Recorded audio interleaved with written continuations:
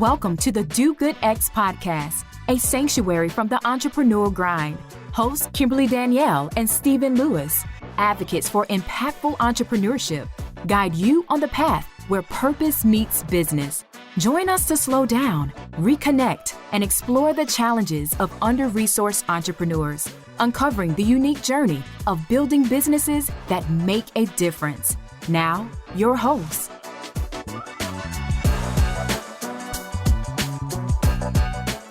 Welcome to the Do Good X podcast. My name is Kimberly Danielle, and I am a community builder, a coach, and a communication strategist who comes from generations of faith-driven leaders and entrepreneurs who believe that our purpose should drive us to contribute to the common good.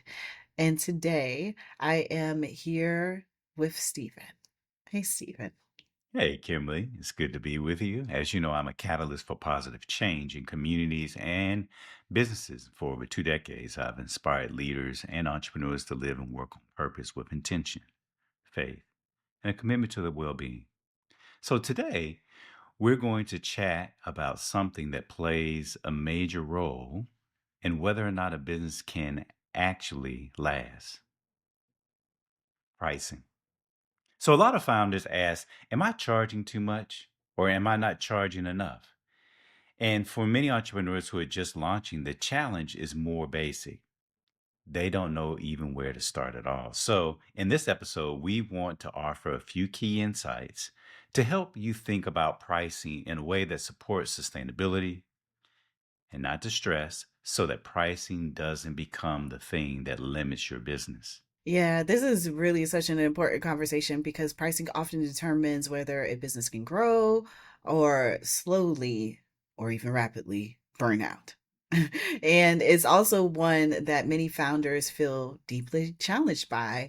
I just think about this in our Do Good X programs with social entrepreneurs. Many founders we work with, and you may recall this, Stephen, they're deeply service oriented and they often undervalue what they offer.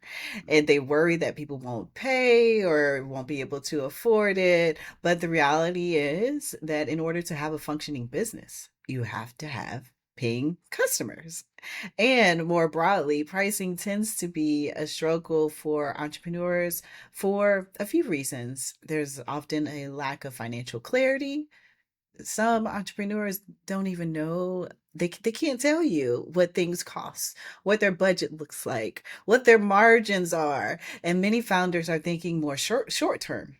They're focused on immediate sales rather than long-term growth.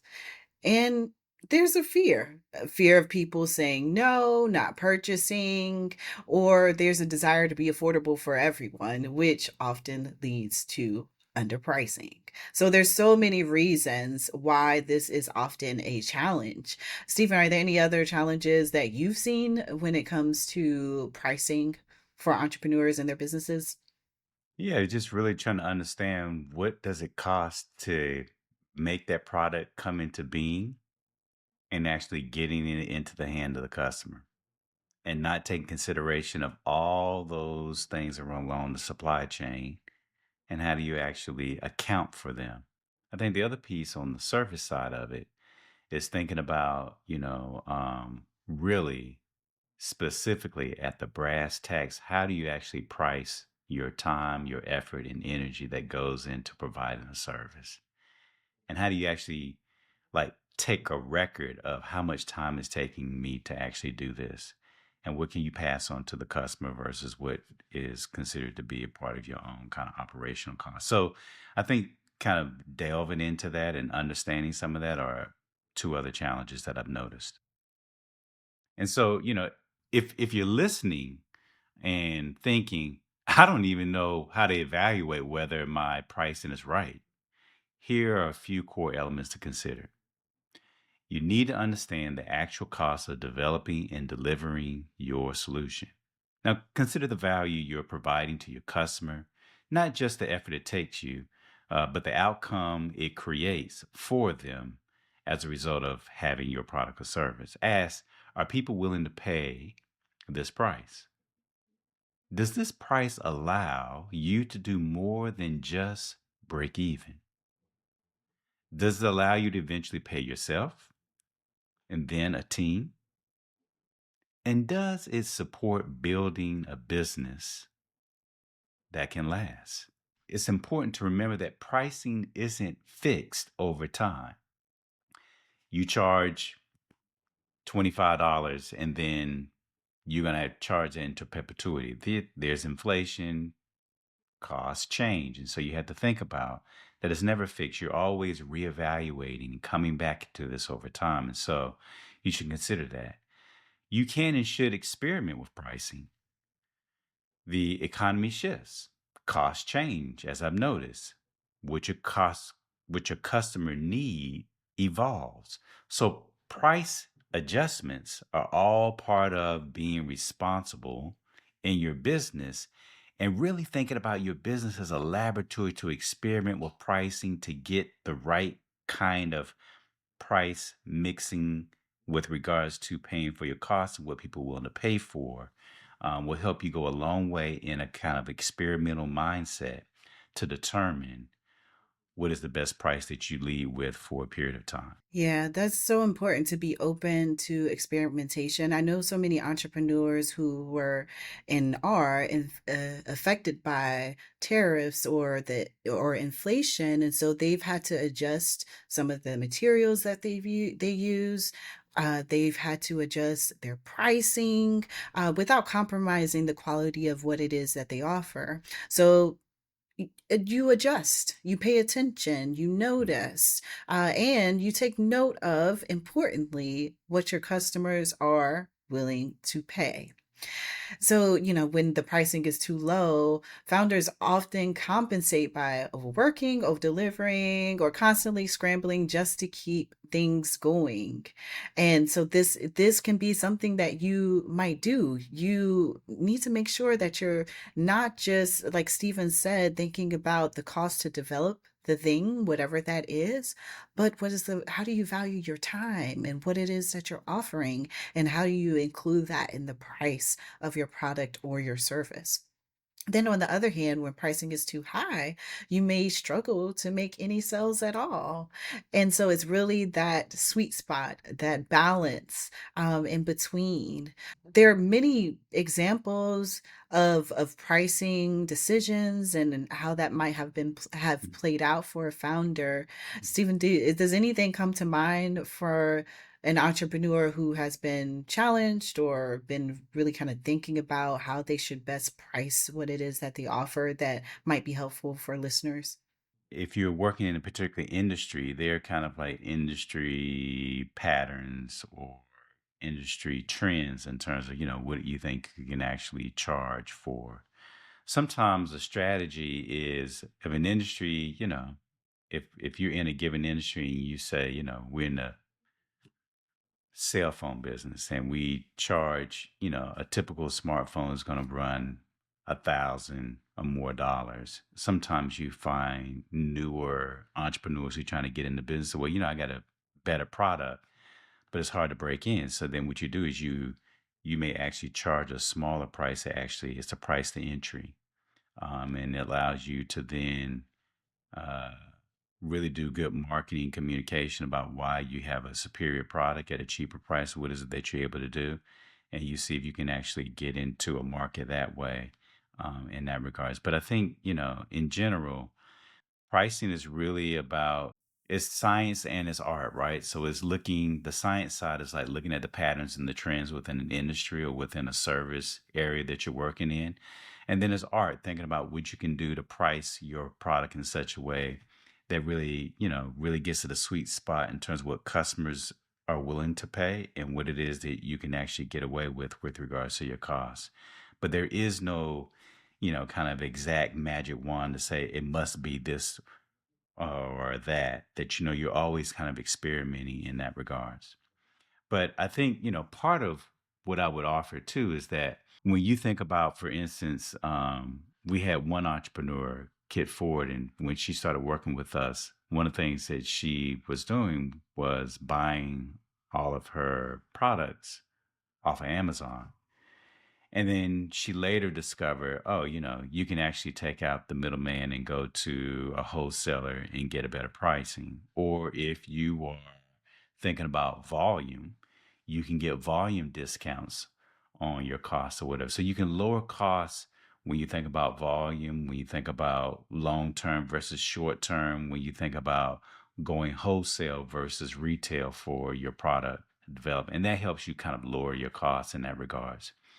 We had another entrepreneur, Lizzie, where finding the right balance between buying environmentally friendly and responsible source materials and having a price point where people are willing to pay. So when people know, well, I'm getting something that's environmentally friendly, well, they're generally willing to pay a little bit more because they feel like, hey, I'm helping out the environment. I'm helping to to create a better kind of green footprint as a result of what I'm purchasing. So thinking about those types of things are really important when you think about your pricing as well.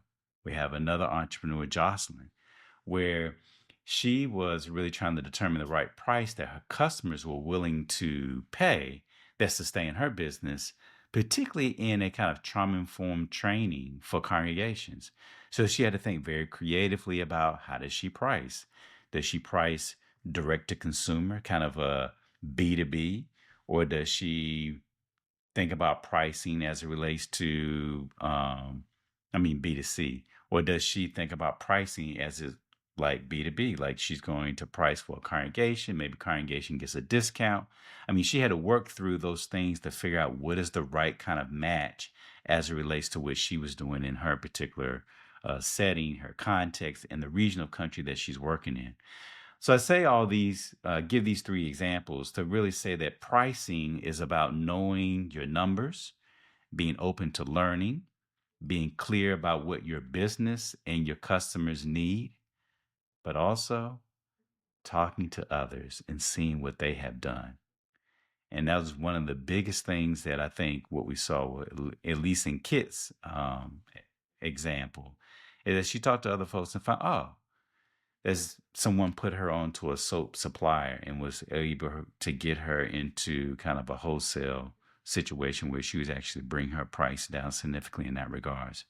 But again, you know, knowing what goes into the cost of your product or service is really important, and knowing those numbers cold, knowing what it's going to actually take to move that from the warehouse to the actual customer's house, and knowing all the costs that gets in between there is really important. So thinking about those things are really important. And again, this is a learning journey. So think of your pricing kind of methodology and strategy as an opportunity to be on a journey of learning and discovering and experimenting and seeing what works and what pivots you might have to take along the way.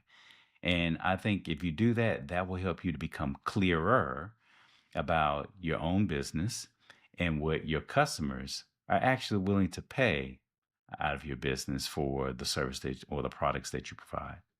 Yeah, those are all really, really good points that you've mentioned, Stephen. A great way to kind of round out this conversation we've been having about pricing. And I know for you all tuning in, like this is just at the surface, but Yes. you get to go beyond the surface and really get deep into, like Stephen said, knowing your numbers, knowing your customers, listening, all of those things. And also, if today has sparked something for you, here's your opportunity to do something about it. Maybe you've been sitting on certain prices that just aren't right. Now's your time to look into those.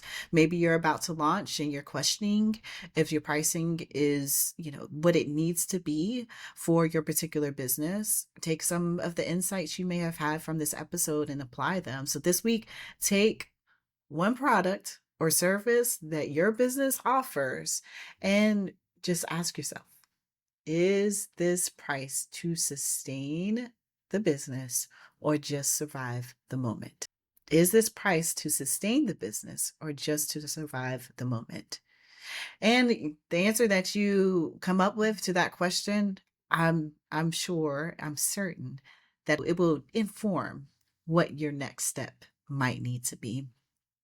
And if you're ready for support as you think through pricing or other aspects of your business, you can have Duke at X walk alongside you. You can visit dukeatx.org, and there you can explore our community and resources for founders who want to do good and build sustainable businesses that last. I hope that you have gotten at least one helpful tip, strategy, or question from this episode today. And we look forward to you joining us next time. Until then, be well and do good. Thank you for listening to the Do Good X podcast. To continue the conversation or access our resources, visit www.dogoodx.org. Join us again for conversations that will nourish your soul, ignite your dreams, and empower you to build an impactful business, one intentional step at a time. Until then, keep striving, thriving, and doing good.